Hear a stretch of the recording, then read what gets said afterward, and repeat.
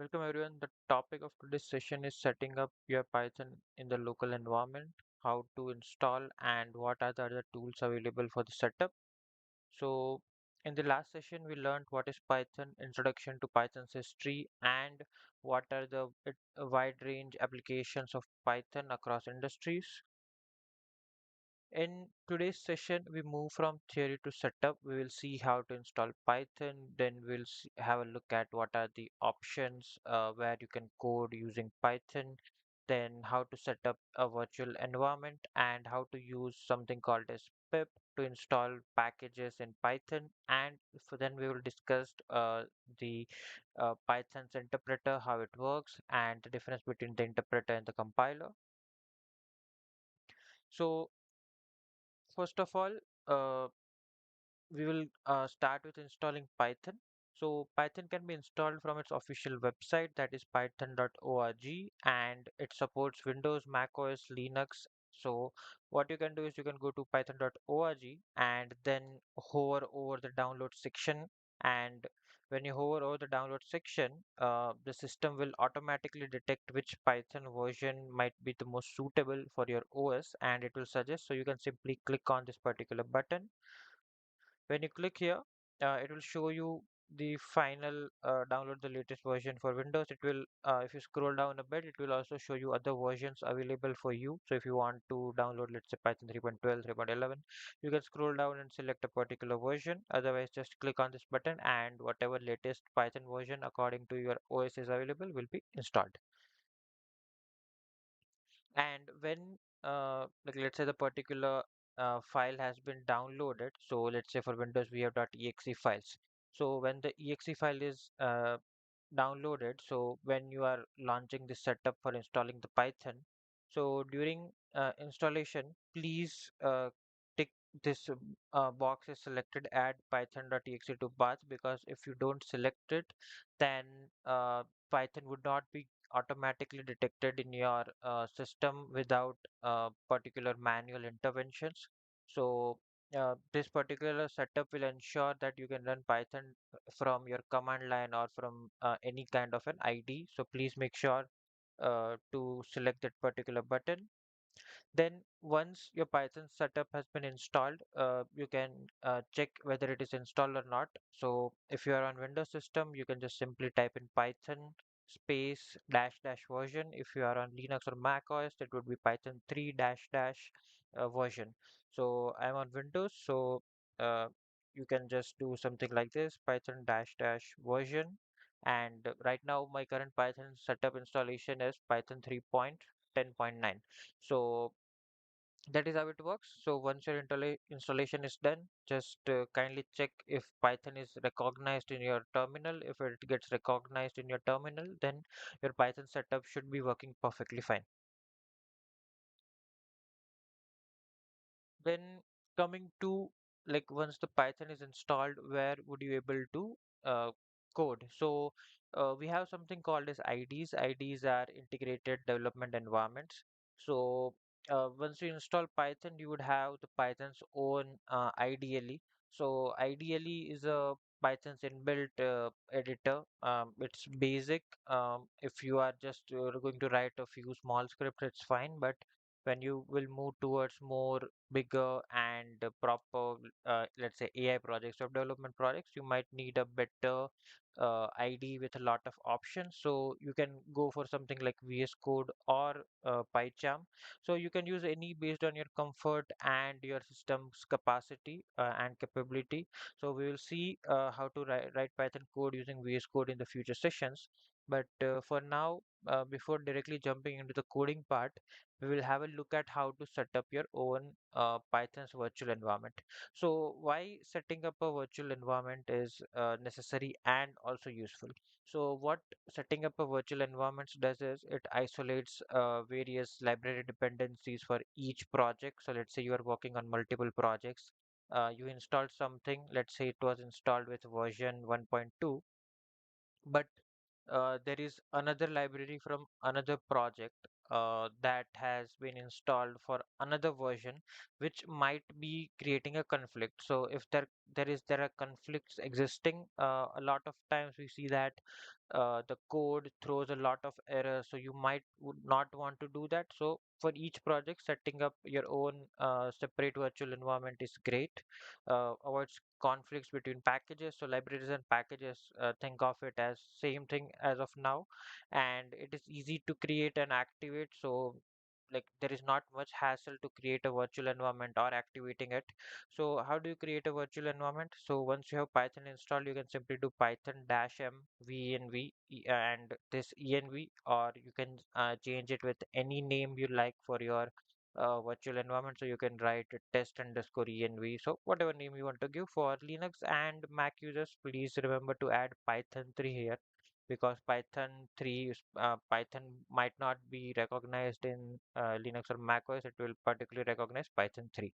And to activate your virtual environment, so once virtual environment has been created, it will be created as a folder onto your selected directory. So for Windows, you can simply type the uh, environment name. That is for me, as I created env, so it would be env slash script slash activate. For Mac OS or Linux, it should be source env slash bin slash activate. So that is how you create and activate your virtual environment. For a bit more demo, so let's say I will just open my command prompt. So first, change my directory to desktop. So when I'm on desktop, I will select python dash m venv. So what it does is it will create a uh, env directory for me on my desktop. So this kind of a directory shall be created on your preferred desired location. And once it is done, what you can simply do is env scripts activate as I'm on Windows, or otherwise for Linux and Mac OS, as I said, use something like source env slash bin slash activate. So once your environment has been activated, you can see something like env before your path in the terminal. So that means the environment is activated and you would be able to use this particular environment, and any library or packages that are installed in this particular environment would be totally isolated in this environment and would not affect any other environments.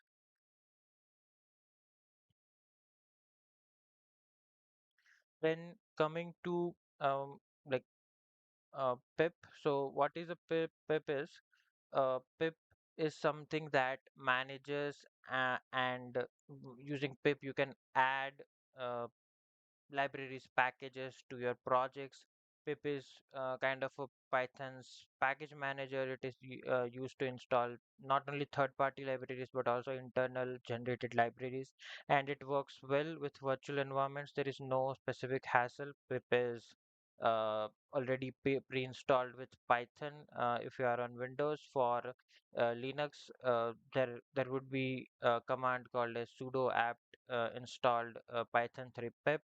I guess same for Mac. So once you do that, pip will be installed for your Python version, and then you can start using pip. So why pip is necessary? Because Python has a huge ecosystem of libraries, from frameworks to tools. So to manage everything at a single point, pip is what pip is used to install all of this from a single endpoint.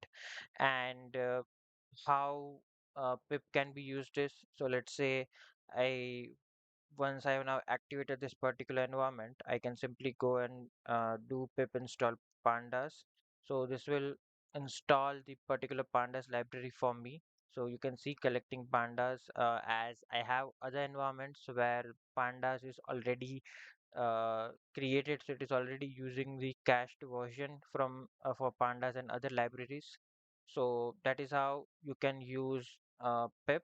And once this will be installed, we can also separately see what is the current installation. So let's say, yeah.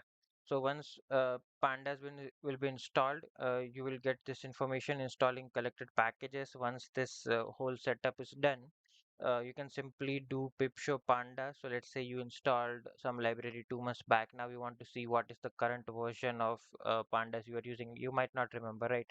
So you can simply do pip shows pandas, and it will show you the exact library name as on as you downloaded from pip, the current version, and who is the author or other links which the third party creator of pandas library has added to it.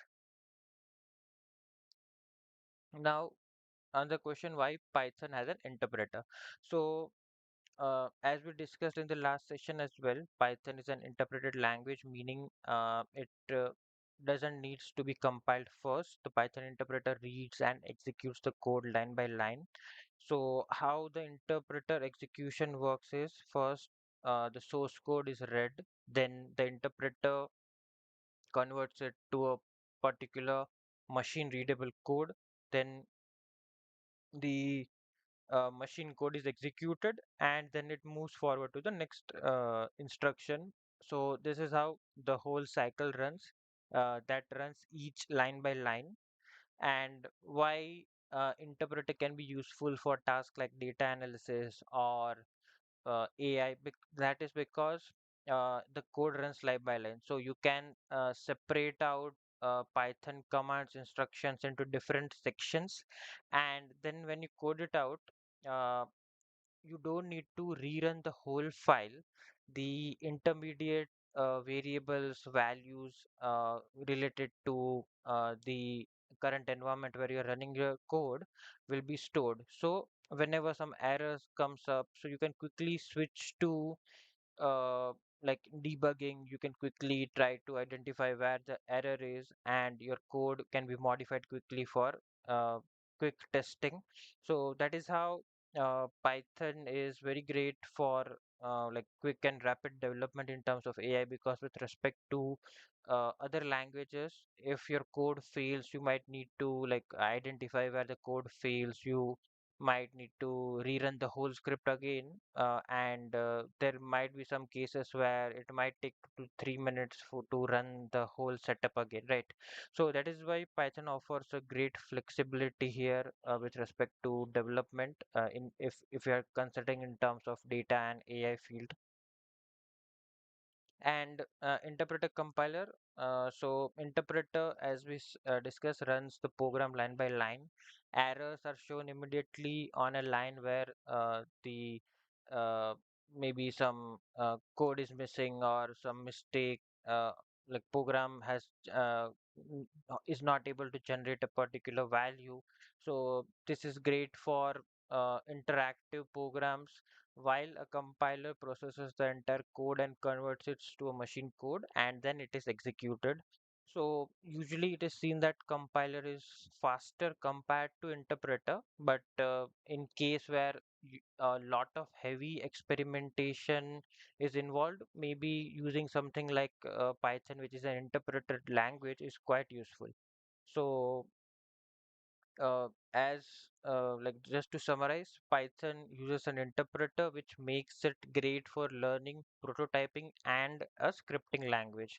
So like making it ideal for quick uh, prototyping and fast, rapid development, right? So to recap what we learned today, so we saw how to install Python and verify its installation version. We learned how to use and activate, create the virtual environments, how to install packages with pip, and understood the difference between the interpreter and the compiler. So in our next session, we will start with writing our very first Python program. We will start writing and running a simple hello world program. We'll understand Python syntax and indentation, and why comments are useful. So it's not like comments are just useful in Python. Any language you are going to use in future, writing comments is a very important factor with respect to writing code. And yeah, this is where the real programming will begin, writing and executing your very first programming lines in Python. So yes, thank you for joining the session. Let's meet in the next session. Next session. Have a great day.